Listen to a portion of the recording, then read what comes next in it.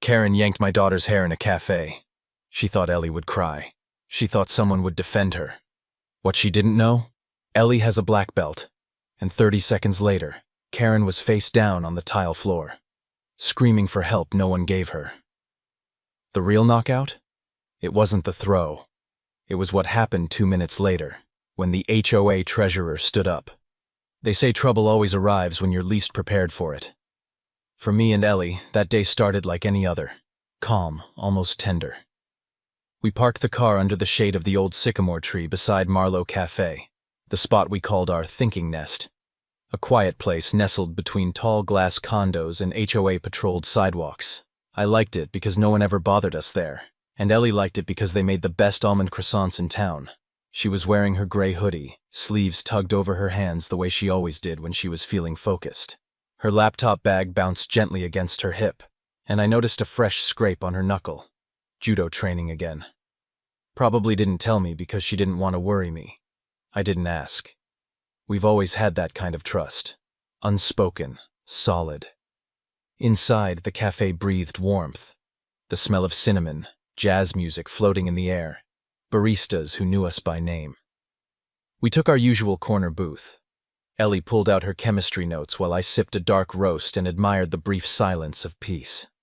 If I had known what was about to happen, if I had known that Karen, the tyrant queen of our HOA, would walk in 15 minutes later like she owned the air we breathed, I might have chosen a different table, or left altogether. Or, no, I wouldn't change a thing. Because sometimes the storm needs to come. Sometimes a lesson needs to be taught. Not by a parent, but by a child. And that day, my daughter was ready to teach. She just didn't know it yet. 15 minutes. That's how long it took for the atmosphere to shift from peace to pressure. Ellie was solving stoichiometry problems, tapping her pencil rhythmically, her brow furrowed in focused silence. I had just taken my second sip of coffee when the cafe door opened with that soft ding. I didn't even look up, not until I heard the click of heels. Sharp, measured, entitled. Then came the voice. Excuse me. Can someone clean this table? There's a fingerprint on my glass." I froze. That tone, falsely polite, cold as dry ice, curled around the back of my neck like static. I turned slowly. There she was, Karen, platinum bob, oversized sunglasses that belonged at a movie premiere, not a cafe. White blazer, skin-tight pencil skirt, heels sharp enough to puncture concrete. And that expression, lips pinched, eyes scanning the room like she was the one auditing the IRS. A young barista, maybe 19, scrambled to wipe her table. Karen snapped her fingers. "Use a fresh cloth. That one smells like soap." I clenched my jaw. This woman had been a parasite in our lives for over a year, levying absurd HOA fines, banning chalk drawings on sidewalks, dictating the color of welcome mats. Once, she cited Ellie for unsanctioned athletic behavior after she did cartwheels on the lawn. She didn't enforce rules. She weaponized them. Ellie glanced up, her eyes narrowing. "Is that her?" I nodded once. Karen strutted past us, didn't even glance our way, until she caught sight of Ellie's phone propped up on a stand. That was it. One glance, one flicker of recognition in her eyes. Then she stopped. "Excuse me," she said, voice sweet as venom. "Is that camera pointed at me?" Ellie blinked. "No, I'm filming my homework notes." Karen scoffed. Her gaze hardened. "You're not authorized to film inside this cafe. I'm a private resident. I have a right to control my image." I leaned forward. "She's not filming you. Sit down." Her head whipped toward me like a snake sensing heat. "And you are?" I smiled. Sharp, unfriendly. "The man who's tired of your nonsense." Karen's face twitched. She drew herself up like a swan on a battlefield. "You people think you can just show up and record the world? No. That's not how we do things here. This is a controlled community." I stood. "This is a public cafe, Karen. And unless you're about to order something besides a tantrum, I suggest you keep walking. The entire cafe went still. Her eyes flicked from me to Ellie, then back. Something cracked in her gaze. Pride? Fear? Or the prelude to a meltdown? She didn't walk away. She stepped forward.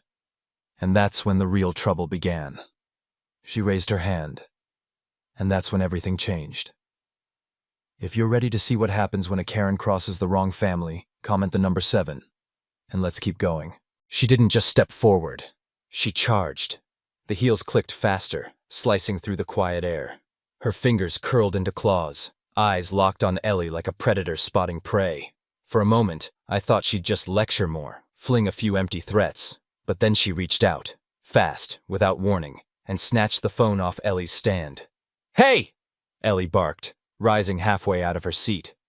Karen clutched the phone like it was stolen property. "Confiscated," she hissed. "For evidence." I stood up fully.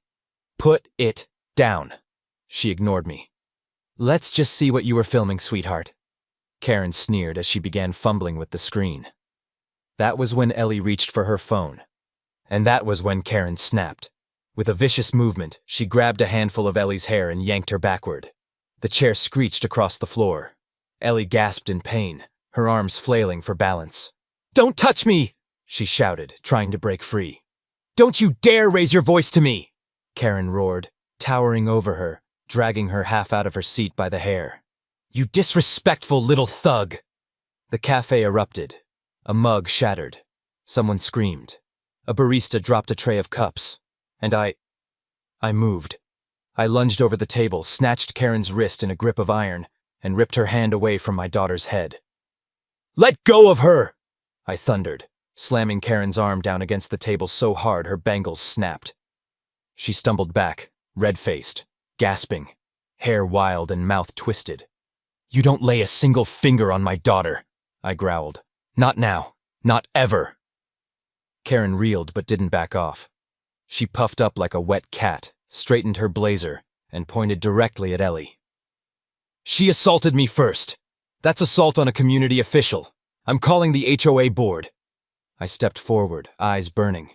"You just physically attacked a 14-year-old girl in front of 20 witnesses and 3 cameras. You can call whoever the hell you want. But your career, your reputation, your power trip, they all just died right here in this cafe." Karen looked around and, for the first time, noticed the eyes. Everyone's staring. Phones lifted. Cameras already rolling. And Ellie? She was standing now. Silent. Still. Her breath steady. Her stance low. And in her eyes, not fear, but calculation. Karen didn't know it yet. But she'd just picked a fight she couldn't win. And Ellie? Ellie was about to show her exactly who she messed with. Karen was still ranting, waving her hands like she was commanding troops, spit flying from her lips. "I want this girl arrested. I want her expelled from every school in the district. She assaulted me and I—" She never finished that sentence, because Ellie moved, not with rage, not with panic, with precision, with training. She stepped forward, fluid, low and fast. Her left foot slid diagonally while her right knee dipped, grounding her center of gravity. Before Karen even realized the threat, Ellie's hands gripped her arm, pivoted her body sideways, and wham! She flipped Karen clean over her shoulder. The cafe gasped. Karen's body crashed onto the floor with a sickening thud. The impact rattled the silverware on nearby tables. Her head bounced once on the tile before slamming still. Her legs flailed for a second, then dropped limp like a broken mannequin. Silence. Total, stunned silence. Ellie stood over her, panting once. She adjusted her stance, eyes cold. Her hands were loose, relaxed, not clenched. She didn't gloat. She didn't speak. She didn't need to. The message was loud enough. I stood frozen for a second, then stepped forward, slowly, deliberately, like a storm cloud creeping in. Karen groaned beneath us. Her lipstick was smeared halfway across her face. Her sunglasses were shattered beneath her hip. The pristine white blazer now had a coffee stain across the back, and one heel had snapped completely off her shoe. She looked like a wreck, and for once, she knew it. I crouched beside her, close enough for only her to hear. "You just got floored by a 14-year-old girl in front of a room full of witnesses. Do yourself a favor, Karen, stay down." She whimpered something unintelligible, clutching her side.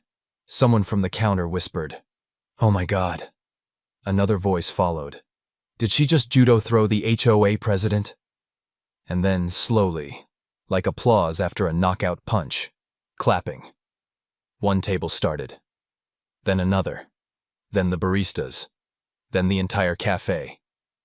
The room erupted in cheers, laughter, and disbelief. Karen didn't get up. Ellie turned back to me, eyes wide but steady. I exhaled. The adrenaline hit like a freight train, and my hands were shaking. But not from fear. From awe. That was my daughter.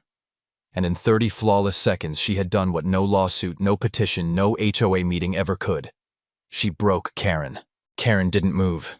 She lay sprawled on the cold tile floor, gasping like a landed fish, hair stuck to her cheek, blazer twisted halfway off her shoulder like a straitjacket.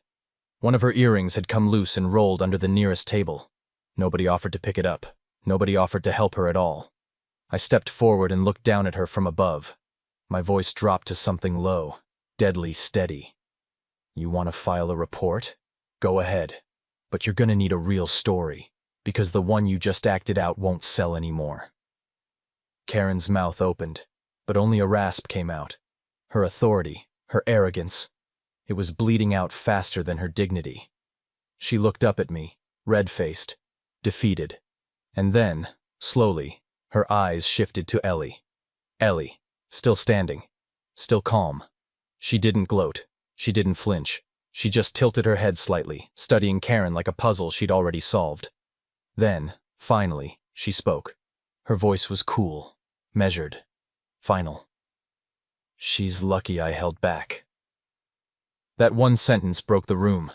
The crowd gasped. Some laughed. Others covered their mouths. Phones were still recording. The barista behind the counter whispered, "Oh my God, she could have done more." Karen scrambled, suddenly aware of her surroundings again.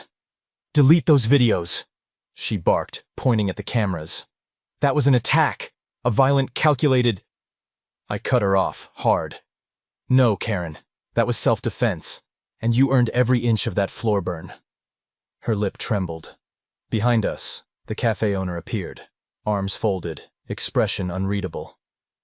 "I've reviewed the camera feed," he said evenly. "You laid hands on a minor without provocation. You're banned, indefinitely, from this business and every other property I manage. Try to return, and the police will be called. Understood?" Karen blinked, stunned. You can't do that." "I just did," he replied. People were filming all of it. She turned and saw it. Dozens of phones raised, capturing her humiliation from every angle. And in that moment, something inside her finally cracked. Karen tried to rise. Her heel slipped. She collapsed again with a grunt. No one moved to help. Ellie stepped forward, knelt down slowly, looked Karen in the eye, and picked up her own phone from the ground. Calm, silent, steady. She turned to me. "Can we go now?" I nodded. As we walked toward the exit, the crowd parted.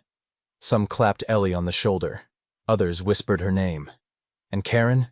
She stayed on the floor, her throne of power, reduced to tile and spilled milk. We didn't look back. As Ellie and I pushed open the cafe doors, sunlight hit our faces like a curtain lifting on a final act. The door swung shut behind us, and with it, Karen's reign ended. Not with a bang, but with a broken heel and a bruised ego. But inside, she still refused to fall with grace. "Someone call security!" she screeched, scrambling on all fours like a drunk deer, trying to grab her purse. Her voice cracked, desperate and shrill. "This is a setup! They planned this!" Nobody moved. The baristas exchanged glances. A mother nearby shielded her toddler's eyes and pulled her away. Karen tried to rise again, and slipped again. Her blazer caught the edge of a table leg and tore with an ugly rip. A burst of laughter rippled through the room. That was it. Her mask shattered. "I am the head of the HOA!" she shrieked, spitting each word like venom. "You'll all regret this. I'll have this place shut down." But her voice didn't carry anymore. It didn't silence the room like it used to. It didn't make anyone flinch, because now she just looked pitiful. And then came the moment that sealed it. From the back of the cafe, an older woman stood. Gray hair, firm jaw, HOA badge still clipped to her purse. "Karen," she said loudly, "this is the third time this month you've been reported for aggression." Karen froze. The woman stepped forward. "I warned you about yelling at my grandson last week. I let it go. But what you did to that girl just now..." She shook her head. "I think it's time we vote on your position." Karen stammered. You don't have the authority." "I do," the woman snapped. "I'm the treasurer." Silence. Then, from somewhere in the cafe, "Finally." Karen's mouth opened, closed, opened again, like a fish gasping for air in a room no longer hers. I leaned over to the woman. "I've got the entire thing recorded. 3 angles. You'll have everything you need by sundown." She nodded once. "Thank you." Karen tried to speak again, but the moment had already left her behind. Power doesn't disappear in a flash. It leaks, slow and humiliating. And hers was bleeding out all over the tile. As Ellie and I walked down the sidewalk, I heard the woman say one last thing before the door swung closed. "Karen, you're not feared anymore. You're just embarrassing." And I smiled. Because finally, everyone else saw what we had always known. She wasn't powerful. She wasn't a leader. She was a bully, and now she was finished. By the time we got home, the video had already been shared in 3 HOA group chats. By nightfall, it was everywhere. One clip showed Karen grabbing Ellie's hair. Another captured the perfect clean judo throw. A third, filmed from behind the bar, caught Karen crumpled on the floor, screaming for help that never came. The captions were brutal. "HOA queen meets her match. Spoiler, it's a 14-year-old girl. Judo justice in a latte lounge. Karen gets tossed like her rules." Within an hour, our community group chat exploded. People I hadn't heard from in months were messaging me directly. "Is that really your daughter? That was incredible. Do you have the full footage? The HOA needs to see it. I never liked that woman. She fined me $200 for putting a plant on my porch." One message stood out, from a neighbor named Carlos. "I'll call the emergency HOA board meeting myself. This ends now." I turned to Ellie, who was calmly finishing her math homework like none of this had happened. "You okay?" I asked. She looked up, blinked once, and said, "She touched my hair. No one touches my hair." I almost laughed, but didn't. Instead, I forwarded the footage to the HOA board, the cafe owner, and the local parenting forum. I didn't need to say anything. The video spoke for itself. That night I scrolled through the comments. Hundreds of them. Some cheered. Some condemned Karen's behavior. But what hit hardest were the stories. People started coming out of the woodwork. She yelled at my autistic son for humming on the sidewalk. She reported my daughter for suspicious dancing at the park. She made me cry in front of my kids for painting our mailbox beige. Story after story. Ellie's throw hadn't just gone viral. It had ripped the tape off a decade of silent bullying, and the momentum kept building. At 10:43 p.m., the HOA treasurer posted in the official community bulletin, "Effective immediately, a vote of removal has been scheduled. The board has received multiple first-hand video accounts of today's assault, and the behavior of Chairwoman Karen H., both past and present, is under formal review." Then she added bluntly, "The HOA does not condone violence, abuse of authority, or public embarrassment." Karen brought us all 3 in one day. It was signed and time-stamped. The cracks became collapse. Karen had ruled by fear. But fear only works when people are silent. Now they were speaking louder than ever, and Ellie, she was already asleep. By noon the next day, Karen was done pretending. But she hadn't surrendered, not yet. Bullies rarely do.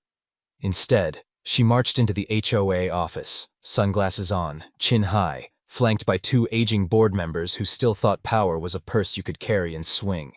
She stormed past the receptionist, slammed her purse onto the long oak meeting table, and barked, This is a smear campaign. That video was edited. That girl attacked me. I was defending myself. The room didn't flinch. The treasurer, calm and deliberate, tapped a finger on a stack of printed screenshots. Dozens of resident complaints, time-stamped, documented, backed by video and witness accounts. "I've never laid hands on anyone," Karen snapped. A barista's affidavit said otherwise. "I've served this community for years, and abused it for just as long."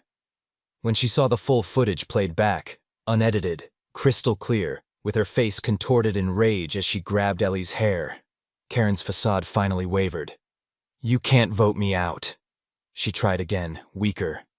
"There's protocol. There's precedent," the treasurer said flatly, "and a clause in the bylaws about public misconduct." At 12:47 p.m., the board voted. 7 no, unanimous. Karen was removed as HOA chairwoman, effective immediately. Her face went slack, then red, then purple with rage. She stood, pointed across the room and hissed, "You're all sheep. You let a child embarrass you. That little brat won't be a hero for long. She'll be expelled, blacklisted. I'll make sure of it."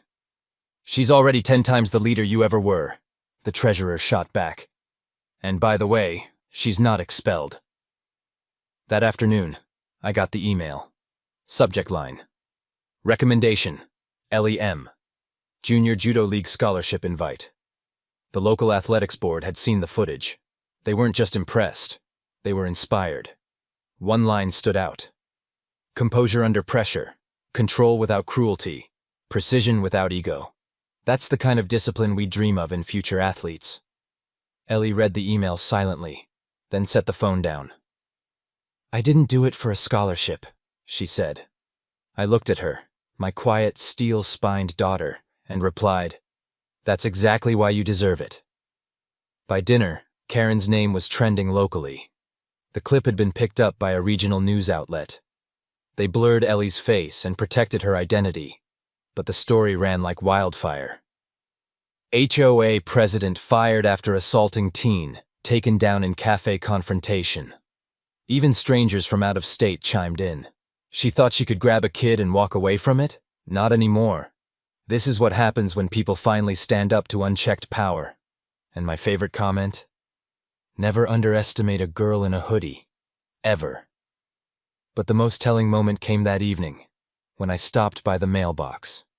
Karen was standing on the curb, alone, waiting for her car to arrive. Her eyes were bloodshot behind oversized shades. Her hands trembled as she tried to light a cigarette and failed twice. She saw me, straightened. "I hope you're proud," she spat. "You humiliated me." I walked up, slowly, calmly, and said, "You did that to yourself." Then I added, quieter, "But Ellie? She stopped you." Karen didn't reply. Her Uber pulled up. She climbed in without a word. As it drove off, I realized something. She wasn't just leaving a neighborhood. She was leaving behind the illusion that her cruelty made her powerful. And Ellie? She didn't even know she'd started a revolution. The next morning, Ellie woke up like it was any other day. She brushed her teeth, tied her hoodie tight, and packed her school bag with the same quiet rhythm she always did. No talk of the videos, no mention of Karen.